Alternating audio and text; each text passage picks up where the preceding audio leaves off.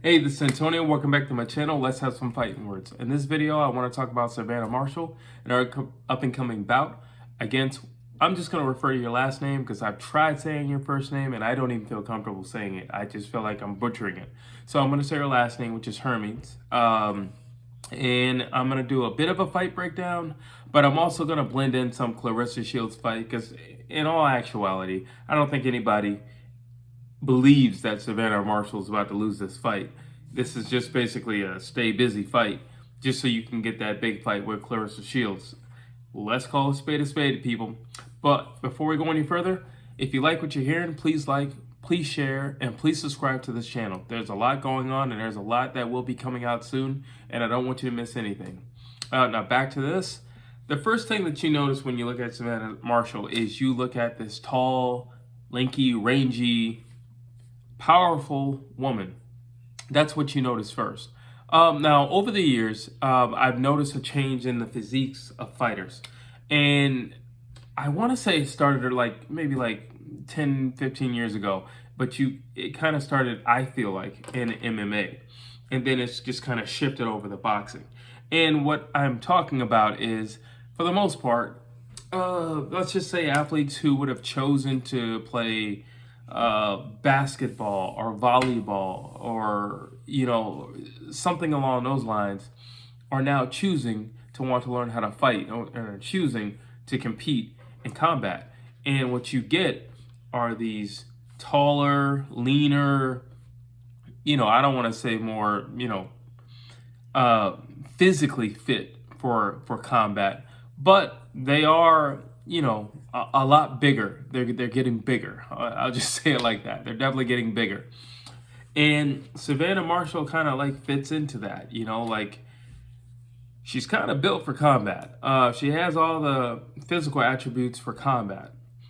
She's very long, she's very rangy. And what I like about Savannah Marshall, she just has this swag to her fighting.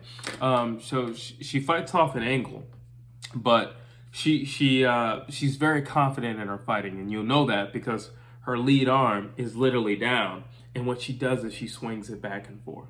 Swings it back and forth. It's not protecting anything. She just swings it back and forth.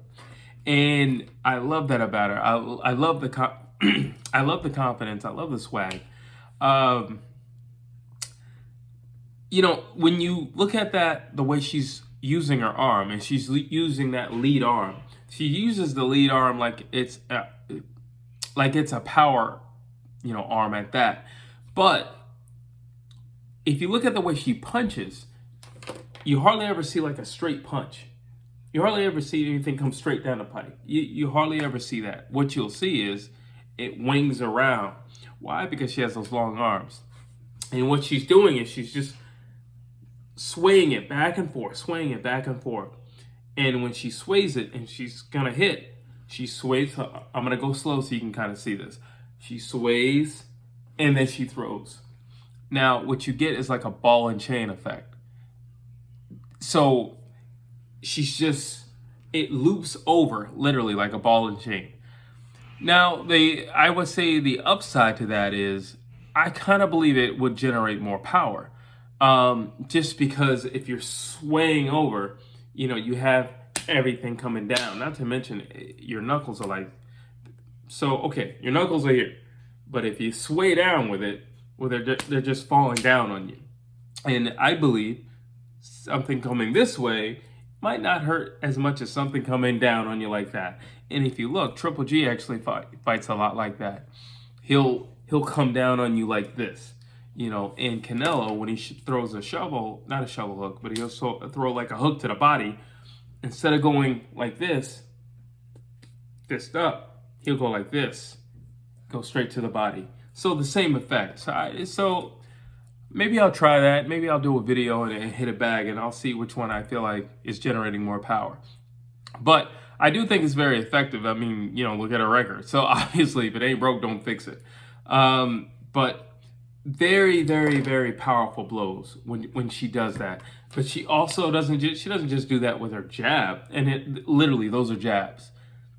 Hardly anything is coming straight. Hardly anything. Which is also hard for her opponents to predict what's coming at what angle is it coming? And, like, because over the years when you box, you just kind of train to see certain things. But you're kind of trained to see it in a certain sequence. And when things are out of whack, like the way she fights, because she's pretty unorthodox, you don't really know what's coming. And it's a lot more thinking and a lot more caution that goes into a fight against her, because you don't know what's coming. And the way she's throwing it, and then with the ease and the confidence and the swag that she has with it, you don't know at what time it's coming. You don't know how hard it might come. You don't know what velocity, and you certainly don't know what angle. So it can leave you a little worried. It can make you a little nervous, if you're standing in front of her. And again, she's typically taller than her opponents. She's pretty strong. She's pretty big, and she's very aggressive, and she'll stand right there in front of you. Another thing I like about her is, again, goes back to that swag I was talking about. She understands her body type. She knows she's tall. She knows she's rangy. So she has this thing where she just kind of leans back. She never gets out of position. She'll just kind of lean back. She just graze by.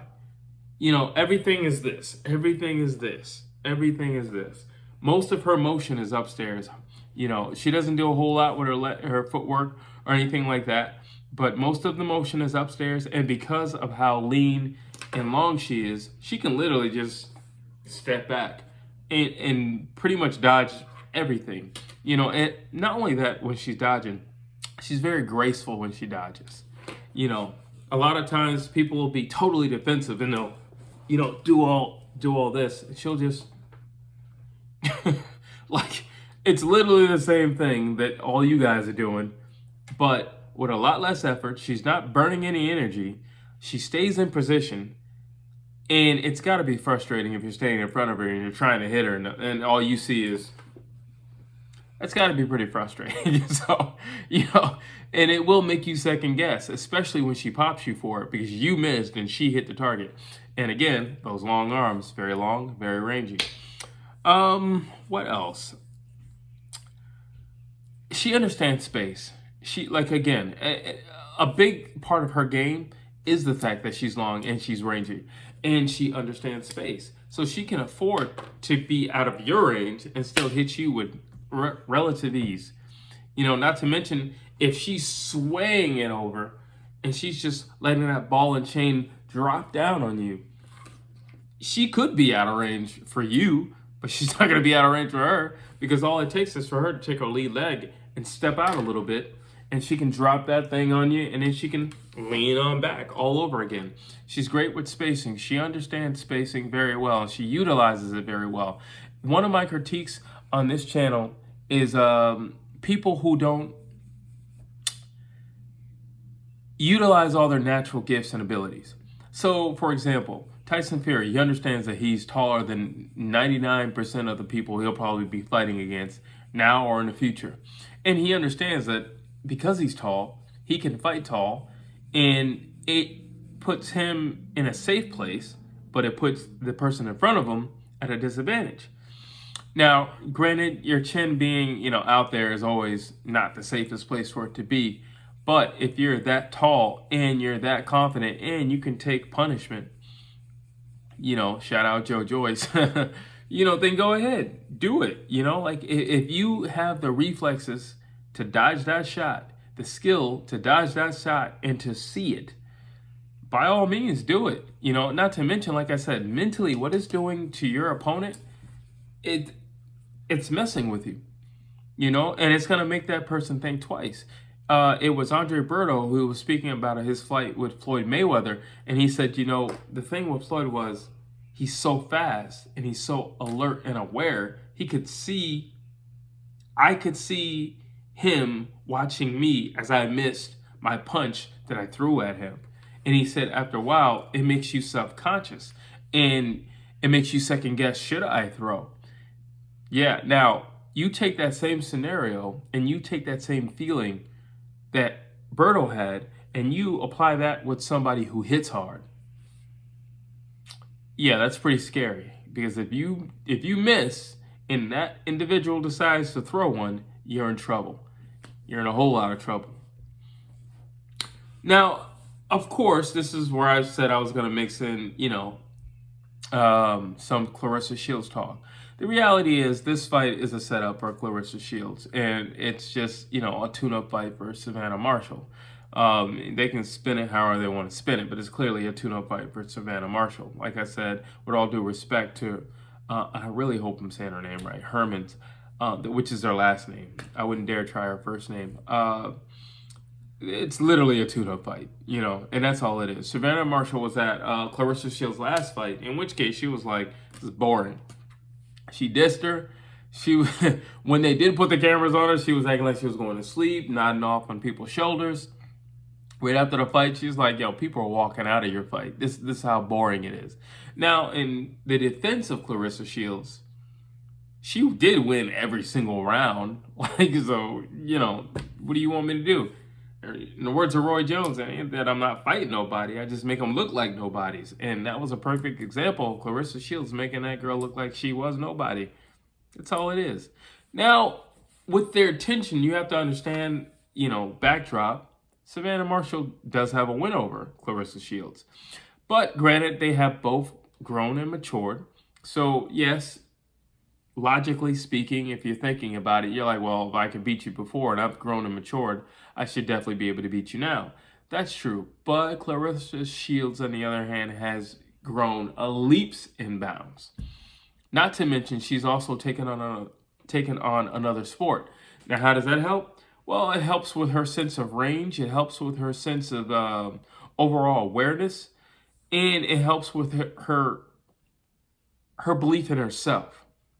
Because if you're going to step out of, your own sport and go someplace else and confidently compete, you got a lot of self-belief. So that shows her belief, that shows her dedication as well.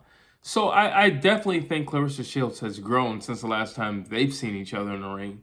And, it's going to be an exciting fight. You're going to have Savannah Marshall. Now, one of my critiques with Savannah Marshall is I just mentioned that she kind of leans back. That is true, but if you notice, you hardly ever really see her in trouble, but let's just say when you see her in trouble, she doesn't have a true defense.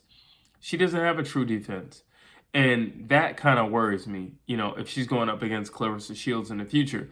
It worries me a lot, actually, because Clarissa Shields throws a lot of punches. Savannah Marshall isn't big on punch output, but she does hit hard, so that balances out.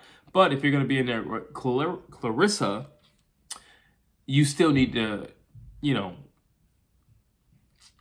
punch a little bit more every round, basically.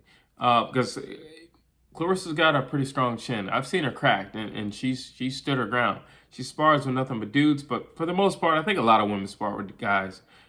So I don't think it's something that like, oh, she spars with dudes. I think a lot of women spar with guys. There's not that many women boxers, so who else are going to be sparring with? So that's not the biggest thing in the world or the biggest shocker. But I do think she needs to, step up her punch output. And I do think she needs to build up more of a defense because Clarissa Shields is also very, very aggressive. So, and she doesn't like you. So she's aggressive and she doesn't like you. So she's going to be more aggressive the night up. So just keep that in mind. What else would I say? Basically, that's about it, and I didn't mean to, I hope I didn't give off an impression of disrespect towards her opponent. It's just, I don't see how she's going to beat her, and I don't necessarily want to do a full fight breakdown, dedicated to somebody that in my heart and soul, I don't believe is going to walk out the victor the night of. We all know what this fight is leading to. It's going to be a pretty massive women's fight, and I can't wait to cover it. And that was my fight breakdown for Savannah Marshall. And the routine.